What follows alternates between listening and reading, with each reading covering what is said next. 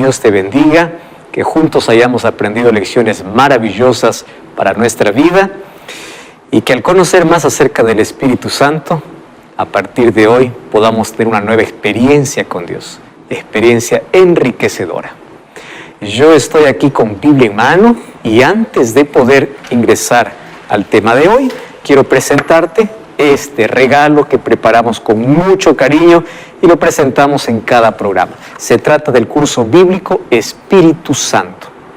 Tú puedes solicitarlo a través de nuestro número de WhatsApp, que es el +5512 9810 1460, o también puedes ingresar a nuestro sitio web estudielabiblia.com. Allí vas a encontrar este curso, puedes solicitarlo también.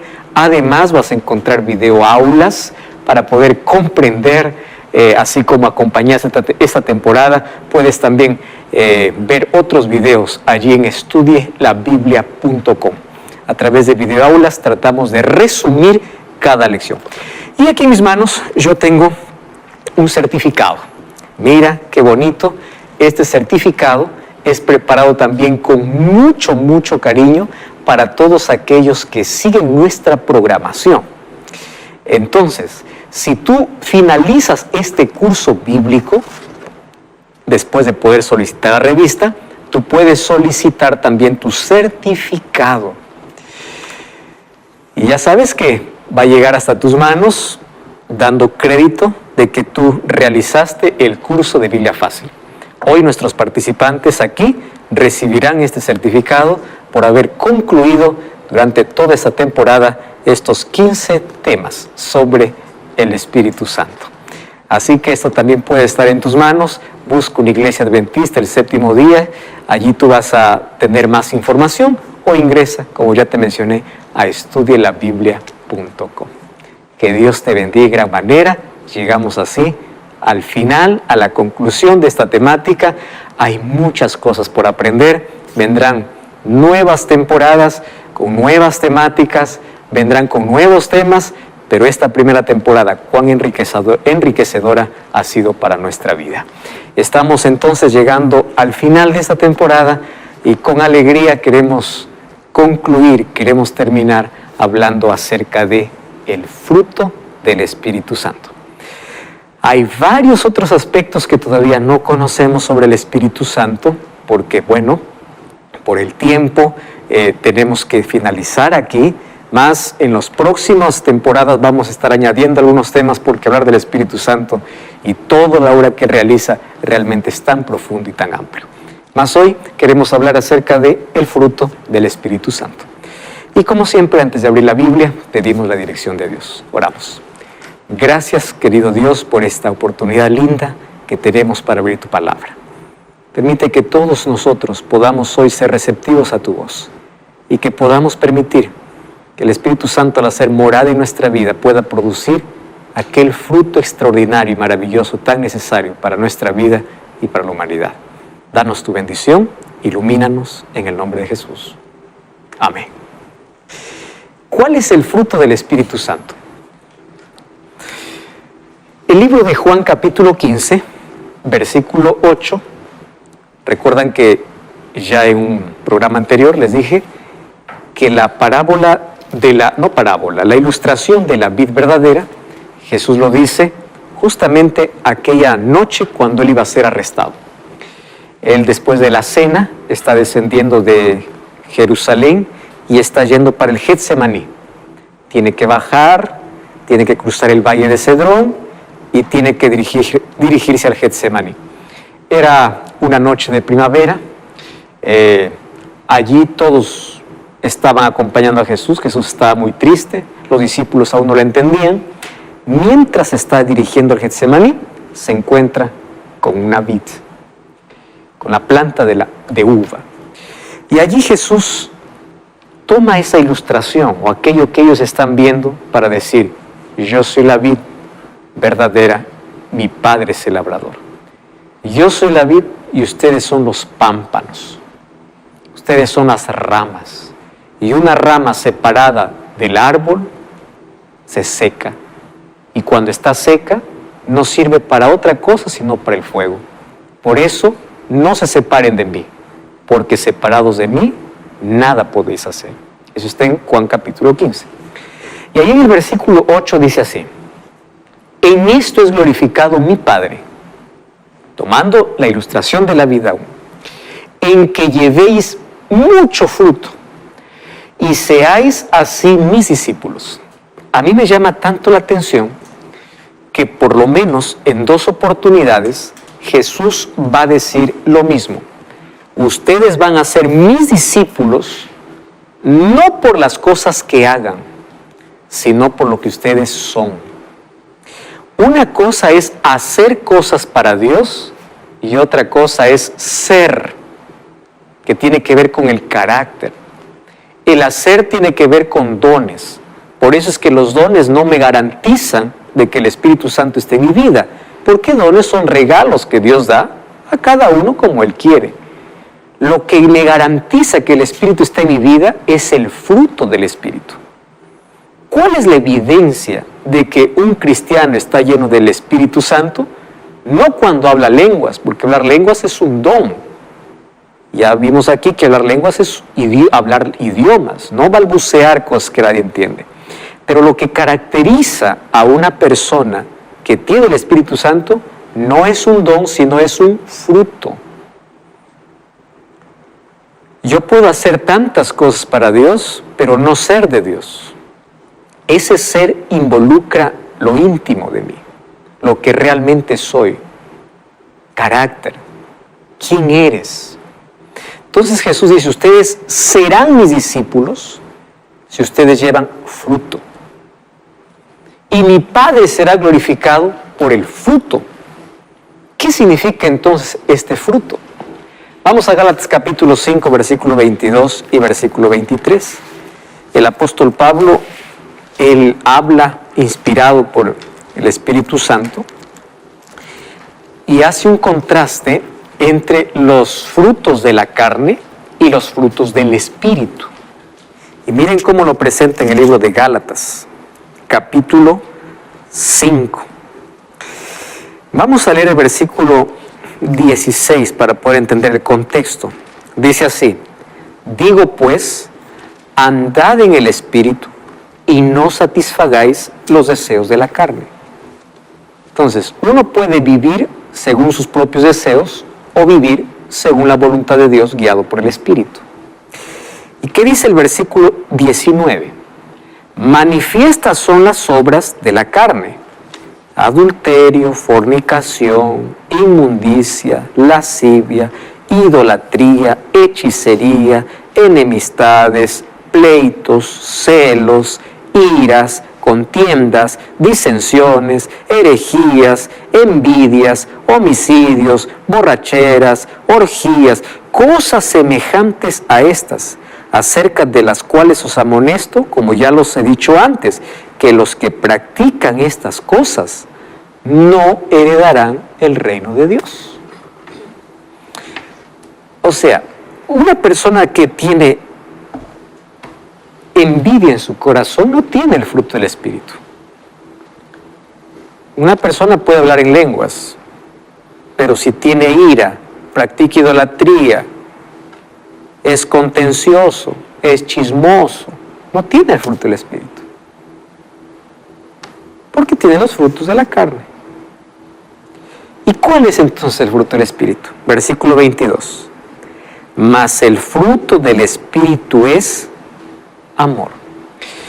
Si ustedes se dan cuenta, aquí el texto no dice los frutos. ¿Qué cosa dice?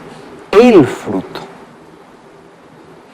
¿Y cómo es que el fruto, y de ahí continúa enumerando más cosas, es como el arco iris que tiene 7 colores, 8 colores, ¿no?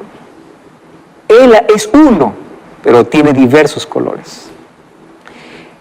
Esto sería como el amor es el fruto del Espíritu y las otras cosas que se señala del amor sería el sabor de la fruta. Y tiene el amor 8 sabores. Entonces Dios quiere producir en mí el fruto. Él. ¿Y cuál es el fruto? El amor. ¿Y cómo sé que tengo amor? Resultado, ¿cuáles son los colores o cuáles son los sabores? Sería gozo, paz, paciencia, benignidad, bondad, fe, mansedumbre, templanza. Contra tales cosas no hay ley. ¿Por qué dice que no hay ley?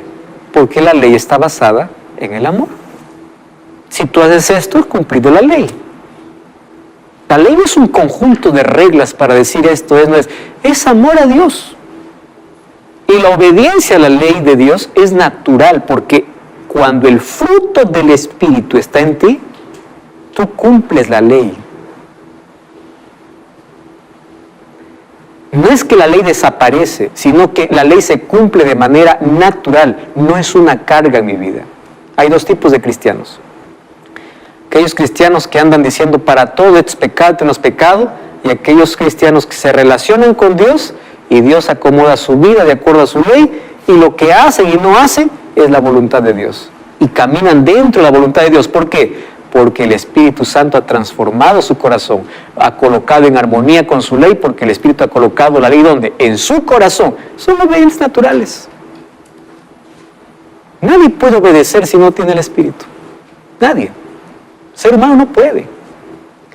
Entonces, más el fruto del Espíritu es amor. Ahora fíjense, aquí voy a colocar una diferencia. Los dones del Espíritu recibes. El don se recibe, pero el fruto se desarrolla. ¿Correcto? Los dones yo los recibo. Dios da a quien quiere dones. Pero el fruto ahora sí tengo que desarrollar. Por eso, la característica de alguien que tiene el Espíritu de Dios no son dones, son fruto. O es fruto. El fruto es lo que da la evidencia si realmente tienes el Espíritu de Dios. El fruto tiene que ver con ser y los dones tienen que ver con hacer. Entonces yo puedo hacer, pero no ser.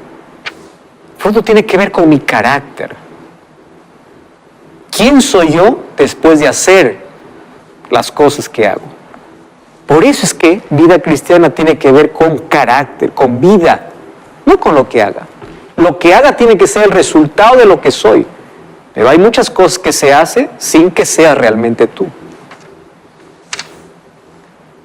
Se puede disfrazar, se puede esconder, se puede aparentar y realmente no ser. Primera de Juan capítulo 4, versículo 7 y versículo 8. Amados, amémonos unos a otros porque el amor es de Dios. Todo aquel que ama es nacido de Dios, conoce a Dios. Y el que no ama no ha conocido a Dios porque Dios es amor. Si no amas, no conoces a Dios. ¿Por qué? Dios es amor. Algunos aspectos importantes. Esto más o menos es cumplir aquel viejo refrán que siempre se menciona. Tal palo, tal astilla. Para decir, tal padre, tal hijo. La pregunta es, ¿quién es tu padre? Dios. Muy bien, tienes que parecerte al Padre. ¿Quién es Dios? Dios es amor. Pero si tú dices, mi Padre es Dios y yo odio, tú eres tu Padre Dios. ¿De dónde saliste, no? No hay manera, no hay lógica. Entonces, Dios es mi Padre. Entonces yo vivo en obediencia a Él. Por eso es que Jesús resumió la ley de Dios en dos grandes mandamientos. Amarás a Dios y amarás al prójimo. ¿Quiere decir que Él anuló los 10 mandamientos? No. Vamos a ver. Este es el primer y mayor mandamiento, y el segundo es semejante a este: amarás a tu prójimo como a ti mismo. Hasta el 40, ¿no? Uh-huh.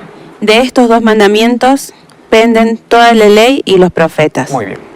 ¿Saben que hay muchos que solamente leen hasta el versículo anterior, cuando dice, Dios ha dicho amar a Dios y amar al prójimo? ¿Y qué significa amar a Dios?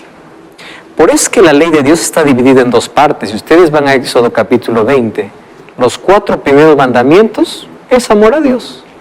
los 6 últimos mandamientos es amor al prójimo.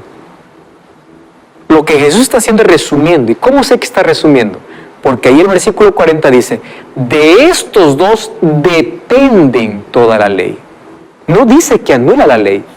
¿Qué significa depender? O sea, si ustedes quieren amar a Dios, demuéstrenlo guardando la ley. Pero yo lo resumo, es el amor. Por eso es que la ley de Dios no puede ser abolida. ¿Por qué? Porque la ley es el reflejo de su amor. La ley es el reflejo de Dios. Y hay muchos que confunden leyes ceremoniales con la ley moral, ¿no? Leyes ceremoniales, claro que terminaron en la cruz, porque las leyes ceremoniales indicaban el sacrificio de Jesús. Pero la ley moral de Éxodo capítulo 20 no tiene que ver con ceremonias, tiene que ver con vida. No tendrás dioses ajenos delante de mí. No te harás imágenes de ninguna semejanza. No tomarás el nombre de Jehová tu Dios en vano. Acuérdate del día sábado para santificarlo. Entonces, tú me amas, no tomes mi nombre en vano, no adores otros ídolos, no te postres ante imágenes y guardas el sábado. ¿Me amas? Haz eso, demuestra tu amor. Amas a tu prójimo, quinto mandamiento, comienza por la familia, honra a tu padre y a tu madre. No matarás, no cometerás adulterio, no hurtarás, no hablarás falso testimonio, amor al prójimo. Yo no puedo decir, amo a Dios. A Dios no se llama con palabras, a Dios se llama con acciones. Ay, te amo, Señor, te amo. ¿Qué amor es eso? Obedéceme. Por eso Juan capítulo 14, versículo 15 dice, si me amas, guarda mis mandamientos. Y primera de Juan capítulo 2, versículo 4 dice, el que dice que ama a Dios y no guarda sus mandamientos, el tal es un mentiroso. ¿Por qué? Porque la ley de Dios es el reflejo de su carácter. Miren lo que dice Romanos capítulo 7, versículo 12. Romanos capítulo 7, versículo 12. De manera que la ley a la verdad es santa, el mandamiento es santo, justo y bueno. Ahora yo les hago la pregunta, ¿quién es santo? Dios. ¿Quién es justo? Dios. ¿Quién es bueno? Dios. ¿Y por qué la ley es santa, justa y buena? Porque refleja el carácter de su Creador. Entonces, ¿de dónde salió esa idea? No, la ley, ahora vivimos sin ley, solo por gracia. La gracia nunca está en contraposición de la ley. Y Jesús resumió su ley en amor, porque la ley tiene su base ¿dónde? En el amor. Entonces, nadie puede guardar la ley a menos que no tenga el Espíritu de Dios. O a menos que no permita que el Espíritu de Dios trabaje en su vida. Entonces, la evidencia que tú dices, yo estoy lleno del Espíritu Santo, la evidencia no es solamente hablar, levantar las manos, es obedecer su ley. Es amar a Dios. ¿Y cómo demuestro mi amor? Juan 14, 15. Obedeciéndole. La obediencia tiene que ver con mi respuesta ante el amor de Dios y es el fruto del Espíritu en mi vida. Nadie puede obedecer si primero no ama. Por eso dice, todo el que es nacido, todo el que ama es nacido de Dios y conoce a Dios. Ahora, viene el otro extremo. Tú puedes guardar todos los mandamientos y terminar perdido. ¿Por qué? Porque de nada sirve guardar sin amor. Hay gente tan correcta, pero si realmente no lo hace por amor, ¿saben lo que dice el libro de Isaías capítulo 1? Yo estoy cansado de vuestras lunas nuevas, cansado de los días de reposo. Estoy cansado, ¿por qué? Porque ustedes solo de labios me honran, pero su corazón, o sea, ustedes no aman. Mero formalismo, vas a la iglesia, porque bueno, hay que ir. No porque amas. Tú estás en la iglesia aburrido, no te vayas pues. Porque una adoración sin amor, sin entrega, es pesado para el ser humano. ¿Qué cosa tengo que pedir? Señor, cámbiame, ayúdame, yo quiero disfrutar de tu presencia. Yo necesito. Yo voy porque mis padres me obligan. Yo voy porque es la tradición. Yo voy. De labios me honran, pero tu corazón está lejos. Estás perdido igual, aun cuando haga las cosas correctas. Porque la base de nuestra adoración es el amor. Y el amor no es humano, es el fruto del Espíritu en mi vida. El ser humano por naturaleza es egoísta. Entonces el amor es un milagro en el corazón. Nosotros decimos te amo, te amo, te amo. Ahí viene la razón por la cual una persona que no ama a Dios no puede amar. Nadie da lo que no tiene. Si aquel que no ama a Dios, o aquel que dice amar pero no ama a Dios, ¿de dónde va a sacar amor si la fuente del amor es Dios? Puede ser sentimiento, puede ser emoción, puede ser pasión, puede ser lo que sea, menos amor, porque el amor es un principio y su fuente es Dios. Laura. Nosotros estamos viendo ahora, ¿no?, que el fruto del Espíritu es el amor, y el amor es se podría decir que mueve todas nuestras acciones siempre y cuando está en el Espíritu Santo. Ahora, por ejemplo, mi duda es la siguiente: cuando uno obra sin ese amor, ¿se podría decir que el Espíritu Santo no está obrando en él, o la persona no está dejando que el Espíritu Santo actúe en él? No está dejando que el Espíritu Santo actúe. Porque la verdad, Dios quiere que todos nosotros podamos ser la morada del Espíritu. Por eso el apóstol Pablo dice en 1 Corintios 6, 19 y 20, ¿o ignoráis que vuestro cuerpo es el templo del Espíritu Santo? Si el Espíritu Santo quiere habitar en mí. Ya hemos visto que habita a través de su palabra, a través de la oración. Él habita. Y cuando Él vive en mí, ¿qué cosa produce? El fruto. Entonces, una persona puede hacer tantas obras. Miren lo que dice 1 Corintios 13. Pablo es tremendo para hablar sobre este asunto. 1 Corintios, capítulo 13. Si ustedes van al capítulo 12, él está hablando de los dones. Y él junta aquí los dones del Espíritu y el fruto del Espíritu. ¿Correcto? Capítulo 12, por ejemplo, dice, el capítulo 12, versículo 29, son todos apóstoles, son todos profetas, son todos maestros, todos hacen milagros, todos tienen dones de sanidad, hablan todos lenguas, interpretan todos. O sea, los dones no es la garantía de que tienes el Espíritu, porque los dones son la gracia de Dios repartido como Él quiere. Y no todos pueden tener el mismo don. Eso es lo que dice Pablo. Procurad los mejores dones, pero yo os muestro un camino más excelente.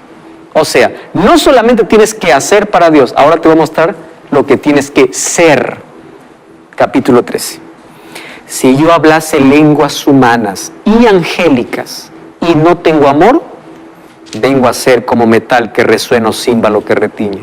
Si tuviese profecía y entendiese todos los misterios de la ciencia, y si tuviese toda la fe, de tal manera que trasladase los montes y no tengo amor, nada soy. Si repartiese todos mis bienes para dar de comer a los pobres, y si entregase mi cuerpo para ser quemado, pero no tengo amor, nada sirve. O sea, tú puedes hacer lo que quieras, pero si lo haces sin que el fruto del Espíritu haya producido en ti, no sirve. Por eso es lo que yo digo, una religión de formalismo, sin amor a Dios, llegamos a la misma situación de los fariseos. Estrictos en reglas, pero lejos de Dios. No permiten que el Espíritu Santo transforme. Los cambios artificiales, queridos, no sirven, porque los cambios exteriores, externos, deben ser el resultado de un cambio interno. De nada me sirve que por fuera esté correcto cuando por dentro estoy podrido. ¿Qué dijo Jesús a los fariseos? Sepulcros blanqueados. Por fuera brillan, por dentro son inmundicia. O sea, yo puedo ser correcto por fuera, pero si no permito que el Espíritu Santo trabaje por dentro, estoy perdido. Por eso es que Dios quiere que el ser humano pueda fructificar, dar frutos. Y dice, en esto es glorificado mi Padre, y en esto sabrán que son mis discípulos. ¿Cuándo? Cuando amen. Porque la religión se basa en amor. Amor a Dios, guardando sus mandamientos. Amor al prójimo, guardando sus mandamientos. Porque en eso se resume la ley. Amor, esa es la base de todo.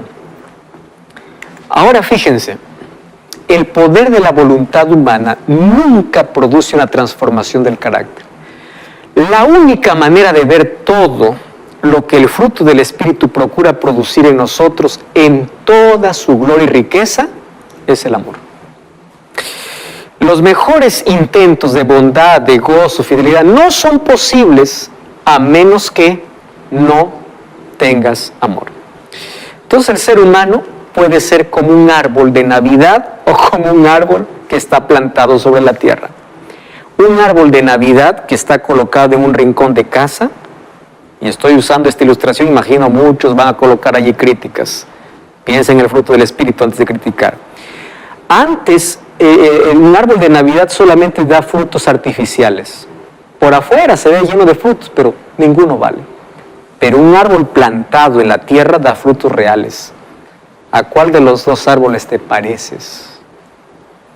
Permitamos que el Espíritu Santo nos haga producir frutos reales, no artificiales. Y vamos a continuar hablando de este tema después de esta brevísima pausa. No cambies el canal. Porque si el Espíritu trae amor, uno obedece por amor a Dios. Ama a Dios y lo obedece por amor. Y ama a su prójimo sin que sea una carga. Ese es un fruto natural que fluye. En esto conocerás que sois mis discípulos. La religión del Evangelio es Cristo en la vida. Si Cristo no está en la vida, no importa cuántos años esté en la iglesia. Es un principio vivo y activo, es la gracia de Cristo revelada en el carácter y desarrollada en las buenas obras. O sea, el externo cambia cuando hay un cambio interno. No significa, a Dios no le interesa lo externo, yo solamente soy cambiado internamente. Espera un momento. Cuando hay un cambio interior, se revela en un cambio exterior. Y cuando hay un cambio dentro, las obras salen de manera natural, no forzadas, salen de manera natural.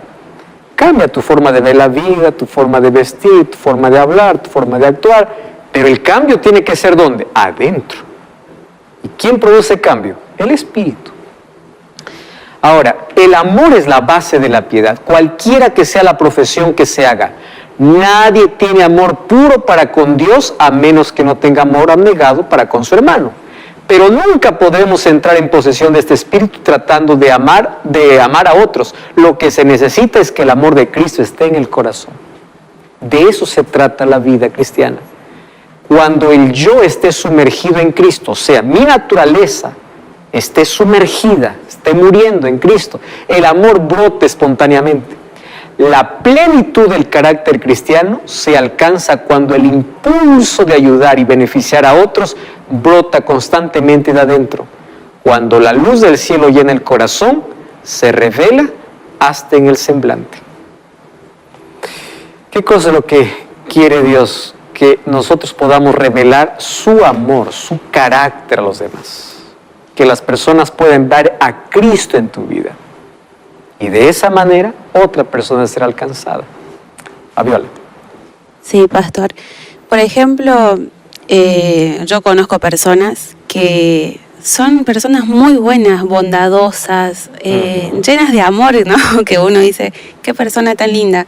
Pero si no va a la iglesia, no tiene a Dios en su corazón, ese sentimiento, ¿qué sentimiento sería? ¿Recuerdas que cuando hablamos de dones, sí, existe también un don que se llama el don de hospitalidad y el don de servicio?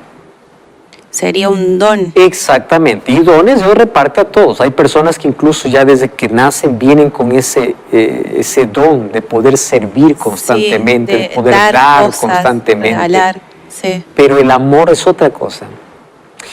O sea, uno puede tener ese don y todos debemos tener ese don, porque para que uno dé, uno tiene que liberarse un poco del egoísmo para pensar en las otras personas. Que esto puede ser también la acción de Dios en la vida, porque cuando Dios actúa en la vida, tenemos que ser bondadosos, como ahora vamos a ver, que es una de las características del amor. Pero no siempre aquel que da tiene el amor. Puede tener el don de servicio, el don de entregar, pero el amor solamente se puede producir cuando el Espíritu de Dios esté en el corazón. Claro. El verdadero amor. El verdadero amor. ¿Correcto? Ahora, el amor es un principio. Dios quiere que nosotros reflejemos su amor. Y saben que para poder reflejar el amor, a veces tenemos que pasar por fuego. Un joyero le preguntó, o un hombre le preguntó a un joyero, ¿cómo usted sabe que el oro es puro? Y el joyero respondió, cuando después de haber pasado por el fuego, yo puedo ver mi rostro en él. Eso es lo que Dios quiere hacer con nosotros. ¿Cómo sé que este es un cristiano auténtico? A veces va a pasar por fuego, y lo voy a permitir para que cuando pase yo pueda ver mi rostro en él. ¿Y cómo es que la gente ve el rostro de Cristo en nuestra vida? A través del amor. Ahora, vamos a los sabores del amor, a los colores del amor. El fruto del Espíritu es amor, pero dice que el amor es gozo. Y es gozo al ver que a otro le va bien, es gozo al ver que Dios trabaja en mi vida. Y el gozo, mi gozo, o sea, mi alegría, mi gozo, no está amarrada a circunstancias. Porque miren, todos los seres humanos tenemos momentos de alegría, todos. Graduación, matrimonio, nacimiento de un bebé, una sorpresa, alegría. Solo que son situaciones que están amarradas a circunstancias. Cuando vamos a Filipenses capítulo 4, versículo 4, el apóstol Pablo presenta una alegría superior. Regocijaos en el Señor, otra vez os digo regocijaos. ¿Dónde está el secreto? En el Señor. Cuando tu vida está amarrada a Cristo, entonces tienes un gozo permanente. ¿Cómo yo puedo tener gozo en medio del dolor? Es la esperanza que tienes, la confianza que tienes en las promesas de Dios. Entonces, ese gozo permanente no es estar todo el día carcajeando, todo el día riendo, no. Es la tranquilidad interior, y claro que se muestra también un rostro alegre. Un rostro desabrido, pues no refleja nada, ¿no? Porque también el rostro refleja lo que hay adentro. Sí, Laura. ¿Cómo podríamos explicar, por ejemplo, cuando uno quiere realmente el Espíritu Santo, ¿no? Y a veces uno ora por los frutos del Espíritu Santo en nuestra vida y de repente parece que vienen circunstancias que no da para poder ejercitar aquello? ¿Cómo podría explicar eso? Que justamente para eso Dios te manda, ¿no? Es como, Señor, dame paciencia. Ese día va a aparecer el hombre más complicado en tu vida para hacerte perder la paciencia. Señor, te he pedido paciencia. Pero ¿cómo quieres que te dé? Aquí está la situación para enseñarte a tener paciencia. Recuerda, el oro para que sea puro tiene que pasar por fuego hasta que se refleje el rostro de la persona en el oro. Dios va a permitir en la vida, ahorita vamos a ver esa situación, circunstancias que nos ayuden a pulir nuestro carácter. Por eso es que no todo sufrimiento que viene a la vida viene para destruirnos. Dios no lo provoca, pero Dios puede usar las peores circunstancias para dos cosas. O para acercarnos a Él porque estamos lejos, o cuando estamos cerca, para que podamos reflejar su carácter. Es alegría constante, es paz. Filipenses 4:7 y Juan 14:27 dice que es una paz que sobrepasa todo entendimiento, dice Filipenses. La paz que Dios da es una paz que sobrepasa. ¿Por qué? Porque nosotros a menudo decimos lo siguiente: esta tormenta pasará, vas a tener tranquilidad, va a pasar. Nuestro concepto es, paz es cuando pasa, pero en el concepto bíblico es, tú puedes tener paz en medio de la tormenta. No necesariamente cuando pasa. Por eso es que es una paz que sobrepasa todo entendimiento. Porque por afuera todo puede estar desequilibrado, todo puede estar de cabeza, pero tú estás confiando en Dios y tienes paz. Estás tranquilo. No hay una desesperación. Ahora, los seres humanos a menudo ante circunstancias nos desesperamos. Los seres humanos nos preocupamos, vivimos ansiosos porque nos olvidamos quién nos sustenta. Nos olvidamos quién es nuestro Padre. Nos olvidamos quién está al control. Y eso se llama falta de fe. Pero la fe tenemos que saber que es resultado del Espíritu Santo orando en la vida.